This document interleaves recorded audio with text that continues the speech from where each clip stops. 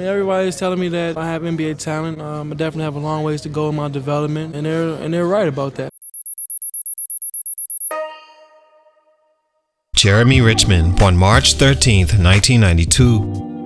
From a young age, Jereme Richmond had all the markings of a basketball prodigy. Hailing from Waukegan, Illinois, he wasn't just another talented high school player, he was the guy.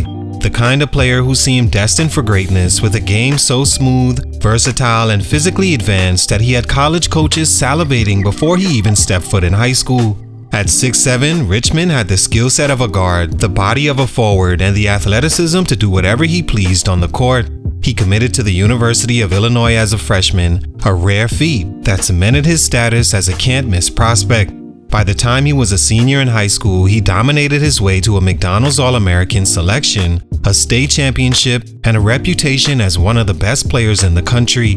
That type of resume all but guarantees a first-round NBA selection if the right steps are taken. But if basketball history has proven anything, is that early promise means nothing if it isn't nurtured the right way.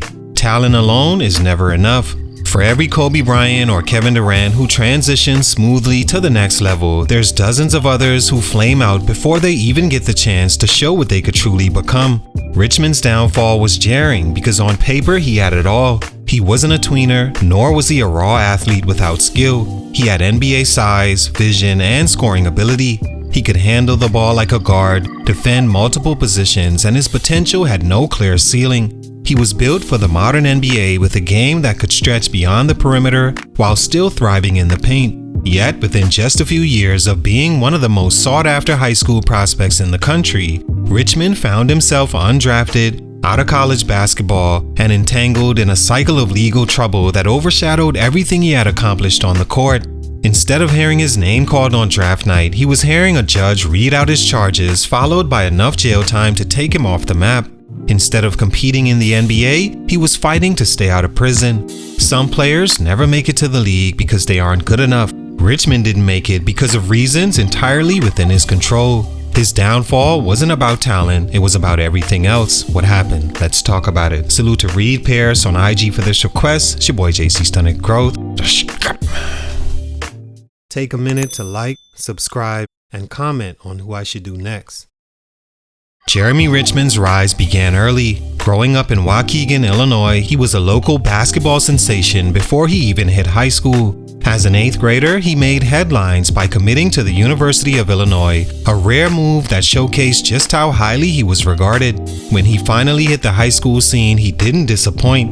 Richmond led Waukegan High School to a state championship appearance, averaged 21 points and 11 rebounds as a senior, and was named a McDonald's All-American in 2010. His versatility made him a nightmare matchup. He had the size of a wing, but played like a guard, thriving in transition, attacking off the dribble, and locking down on defense. At Illinois, expectations were sky high, but his lone season was marred by inconsistency, clashes with coaches, and maturity issues. After one underwhelming year, he declared for the NBA draft. That's when his problems truly began. Stunt number 1, maturity issues and off-court problems. Talent can only take a player so far. What separates those who make it from the ones who don't often comes down to discipline, decision-making, and how they handle adversity. For Jereme Richmond, these areas became his downfall long before his basketball career had a chance to flourish. His struggles with maturity were evident during his lone season at Illinois, where he frequently clashed with coaches and teammates. Reports surfaced about his behavioral issues, arguments with staff, and not being able to handle criticism constructively. By the end of the season, Richmond's attitude had soured to the point he was left off the team's final NCAA tournament game for conduct detrimental to the team. Despite an underwhelming freshman campaign, he made the risky decision to declare for the NBA draft in 2011.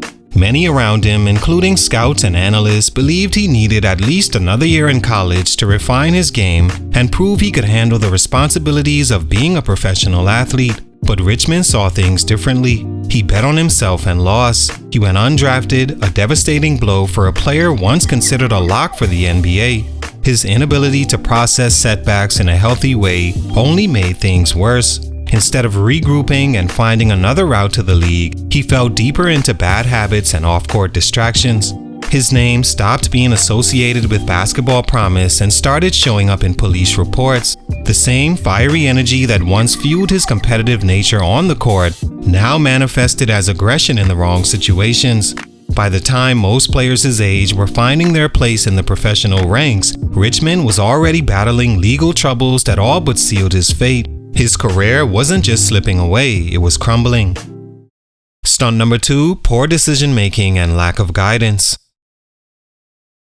Jereme Richmond had every tool necessary to succeed, but the one thing he lacked was the ability to make the right decisions when it mattered most. His entire career was marked by choices that worked against him rather than for him.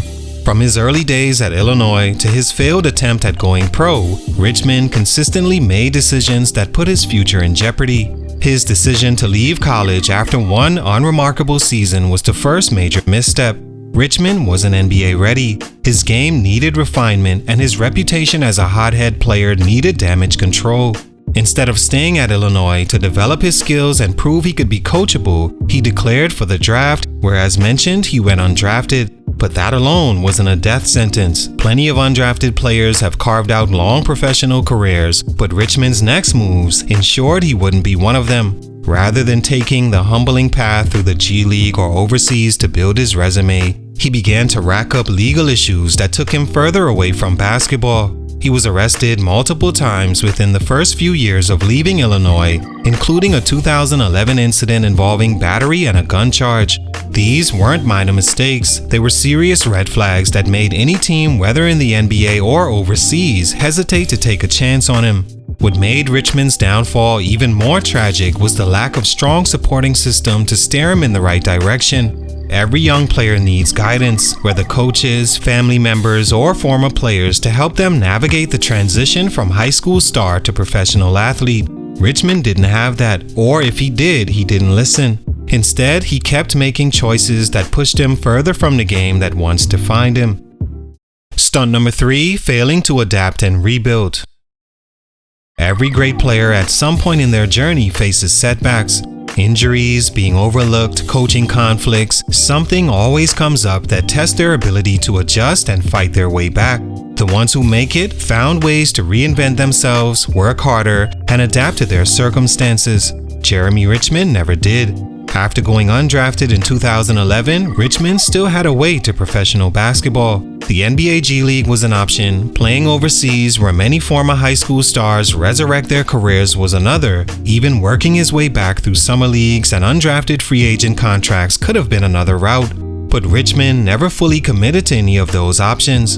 Instead of rebuilding his reputation and showing teams he could be a mature and reliable player, he became known more for his legal troubles than his game.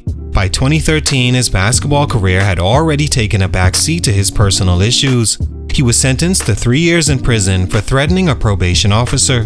By the time he was released, the basketball world had moved on. He made a brief attempt to return, signing with the Delaware 87ers in the NBA G League in 2015, but was quickly waived. A short stint in Argentina followed, but it never materialized into anything substantial. The difference between players who bounce back and those who fade away is their willingness to swallow their pride, acknowledge their mistakes, and put in the work to get another shot. But Richmond never fully took that step. While other former top recruits like Malik Newman and Quinn Cook took years grinding their way back to the league, Richmond never showed the same patience or discipline. In the end, basketball didn't leave Jereme Richmond. He left it, failing to adapt when it mattered most. All in all, Jereme Richmond had everything a young basketball player could ask for: size, skill, and opportunity. He was a McDonald's All-American, a state champion, and a player once viewed as a future NBA star. But none of that mattered in the end. His downfall wasn't due to a lack of talent, but a series of self-inflicted wounds that derailed his career before it ever truly started. Maturity issues, poor decision-making, and not showing the ability to adapt sealed his fate. Instead of becoming a household name in the NBA, Richmond became another story of wasted potential, a reminder that talent alone isn't enough. He had chances to turn things around, but every time he chose the wrong path. Basketball is a game of adjustments, both on and off the court. The greats adjust and keep moving forward. Richmond never did, and because of that, his career remains a story of what could have been. Salute, much respect, but for these reasons, his growth was stunted. It's your boy JC Stunted Growth, and I'm out.